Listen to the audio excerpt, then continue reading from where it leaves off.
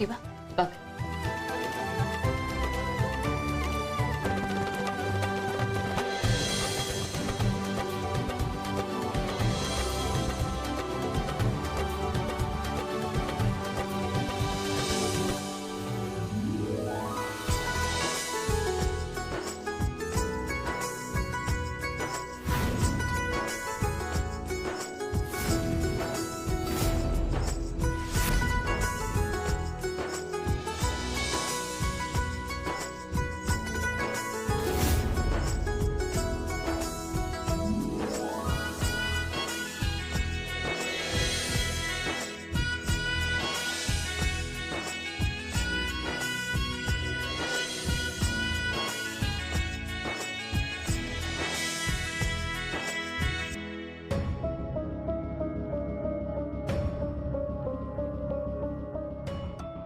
બોલો, હવે થઈ ગઈ પૂજા? કેમ બેટા? મને થાક લાગ્યો છે એટલે હવે હું જવા માંગુ છું. પણ મીરા આંટી જવા દો.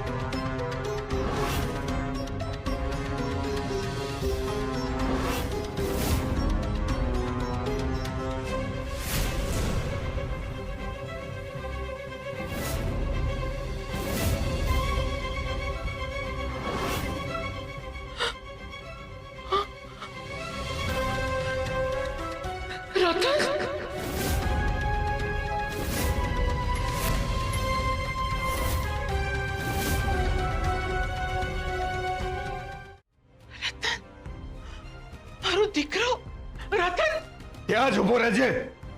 આ ઘરમાં પગ ના મૂકતો.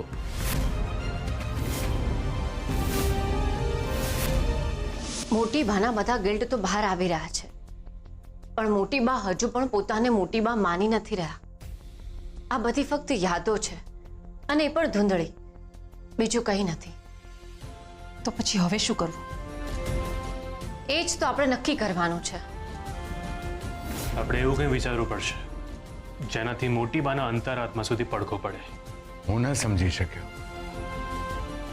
બાપુજી, હું કહું, વાત એવી છે કે મોટી બાએ જાણતા અજાણતા જે પણ કંઈ ભૂલો કરી હોય ને એને ગુનો સમજીને બેઠા છે, અને એ જ તો ગિલ્ટ છે. એટલે આપણે આ બધા ગિલ્ટને દૂર કરવાના છે, અને જેવું જ આપણે આ બધા ગિલ્ટને દૂર કરીશું ને કે એમની યાદ શક્તિ પાછી આવી જશે. પણ મોટી બાના મનમાંથી જો વાત બહાર કાઢવી હશે તો તે વખતે જે થયું હતું એ આબેહૂબ કરવું પડશે. હા. કેવી રીતે? સૌથી પહેલા તો આપણે મોટી બાને એ વાત યાદ કરાવીશું જે એમણે જ કહી હતી કે એક સ્ત્રી માટે કઈ એવી વાત કે કયું એવું સર્જન જે સૌથી યાદગાર હોય છે. તો એમણે કહ્યું હતું એક પરિવારનું અને બીજું સંતાનને જન્મ આપવો. અને જ્યારે મોટી બા સંતાનને જન્મ આપવાની વાત કરશે ને તો એમને રતન અંકલની યાદ આવશે, અને એ જ તો આપણને જોઈએ છે. કારણ કે મોટી બા હજુ પણ એમના દીકરા રતન અંકલનું ગિલ્ટ ભૂલાવી નથી શક્યા, અને આ આપણો સૌથી મોટો ટર્નિંગ પોઈન્ટ સાબિત થશે. કેવી રીતે? આપણે જે પણ કઈ ઘટના થઈ હતી ને એ મોટી બાની સામે ફરીથી ઊભી કરવી પડશે. અને તારે રતન અંકલ બનીને આપવું પડશે. પણ આટલી બધી મહેનત કરવા છતાં પણ આપણને સફળતા ના મળી તો? જો આપણે બધું પોઝિટિવ જ જોઈએ છે તો મીરા આંટીના કહેવા પ્રમાણે નેગેટિવ પણ જોવું પડશે ને. ના, જો આપણે બધું જ પોઝિટિવ વિચારીશું તો બધું પોઝિટિવ જ થશે. મને લાગે છે આપણે એક ચાન્સ લેવો જોઈએ, કારણ કે કુંદન અત્યારે જે પીડા ભોગવી રહ્યા છે એના માટે એમના કરતા હું વધારે જવાબદાર છું. એમણે તો માત્ર પત્ની ધર્મ નિભાવ્યો હતો. બાપુજી, આટલા સમયના અનુભવ પ્રમાણે એક વાત તો મને ખબર પડી ગઈ છે કે તમે ગમે તે વિચાર પણ થવાનું એ જ છે જે તમારા નસીબમાં લખાયેલું હોય. એટલે પોતાના પર દોષ લેવાનું બંધ કરી દો. અત્યારે સૌથી વધારે અગત્યની વાત એ છે કે આપણે આપણા મોટી બાને પાછા મેળવવાના છે. હા, તો ધ્વનિ થઈ જા તૈયાર. પણ સરગમ, ધારો કે આપણું ધાર્યું પરિણામ ન મળ્યું તો એક શક્યતા એ પણ છે કે આપણે મોટી બાને હંમેશા માટે ગુમાવી દઈશું. શું?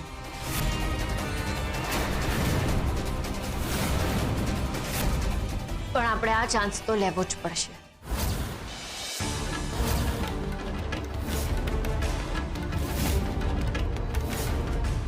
તારો પગ ના ઉપાડતો. તે અમારી મરજી વિરુદ્ધ રેખા સાથે લગ્ન કરી લીધા. શરમ ના આવી તને? નહીં બાપુજી, એવું સચ પણ નથી. મારા માટે હંમેશા તમે જ મહત્વના રહ્યા છો. મને સમજાવવાનો પ્રયત્ન ના કરતું. બાપુજી, મને એકવાર બોલવાની તક તો આપો. એકવાર હું રેખાના લગ્નમાં ગયો હતો. ત્યાં અચાનક રેખાની મમ્મીને હાર્ટ એટેક આવી ગયો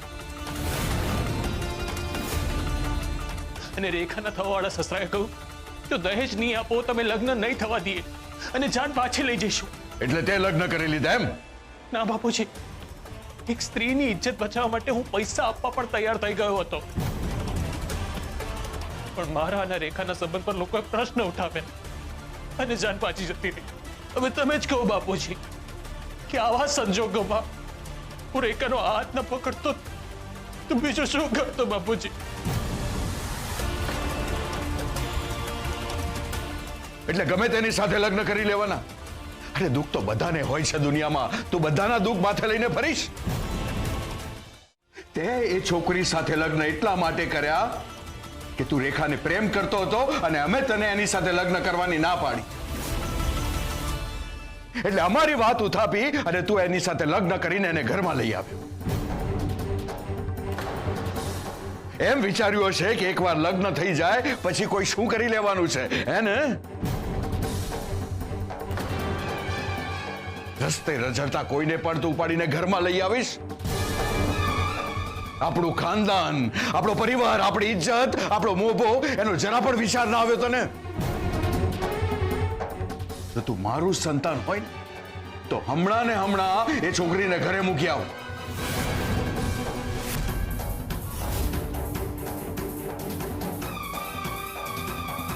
માફ કરજો બાપુજી, પણ હવે એ નહીં બની શકે. નહીં બની શકે એટલે શું? મેં એના ગળામાં મંગળસૂત્ર પહેરાવી દીધું છે.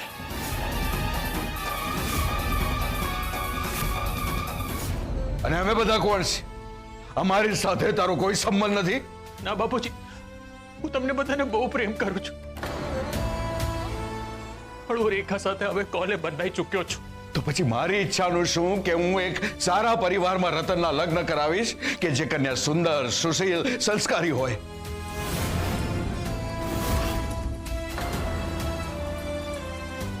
તો બાપુજી, રેખામાં શું ખરાબી છે? હું જે કહું છું એ વાત માન. આ છોકરીને હમણાં ને હમણાં ઘરે મૂકી આવ. બાપુજી, હું તમને કહી ચૂક્યો છું, એ નહીં બની શકે. તું તારી માને બહુ પ્રેમ કરે છે ને? બહુ જ. તો નક્કી કરી લે રતન, કા રેખા કા કુંદન.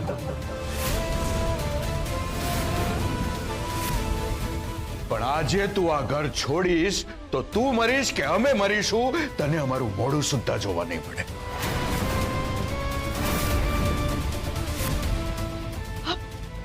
શું બોલી રહ્યા છો તમે? આજે એક શબ્દ પણ નહીં બોલે કોઈ.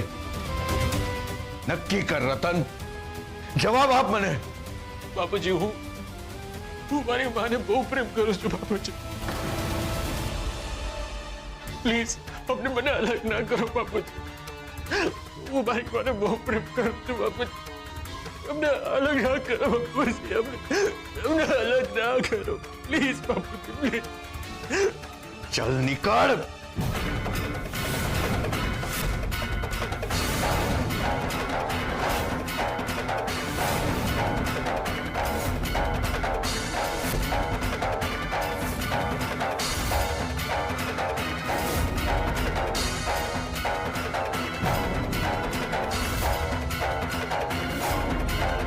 કુંદન, તમે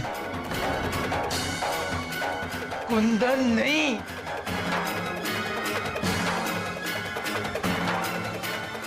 રતનની માં.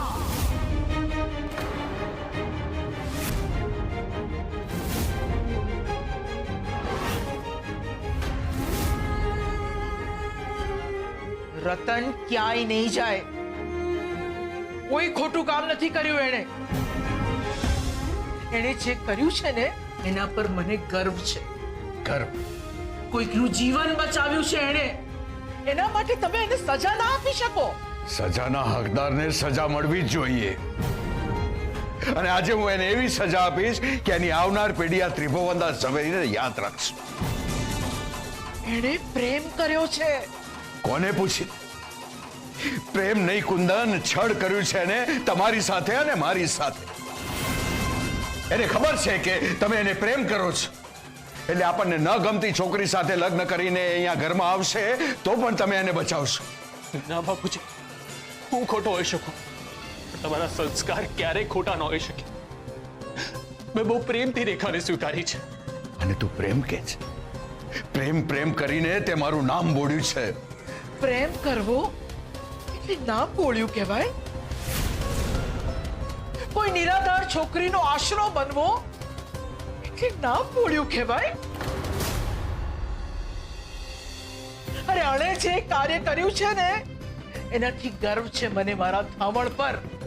પણ તમે આ ક્યારેય સમજી જ નહીં શકો, કારણ કે તમારી આંખો પર મોભીની પટ્ટી પડેલી છે. લોકો શું કહેશે, સમાજ શું કહેશે, આની પડી છે તમને.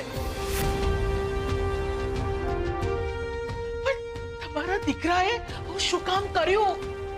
શું પરિસ્થિતિ હતી એ જાણવાનો સમય છે તમારી પાસે.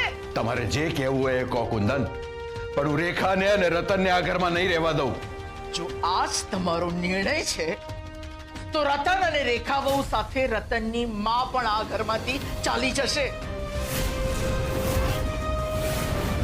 તમારે મારો તિરસ્કાર પણ કરવો પડશે. કુંદન, આ તમે જો રતન અને રતનની માની વાત નથી માનવાના તો અમારે પણ તમારી વાત નથી માનવી. અને આ મારો અંતિમ નિર્ણય છે.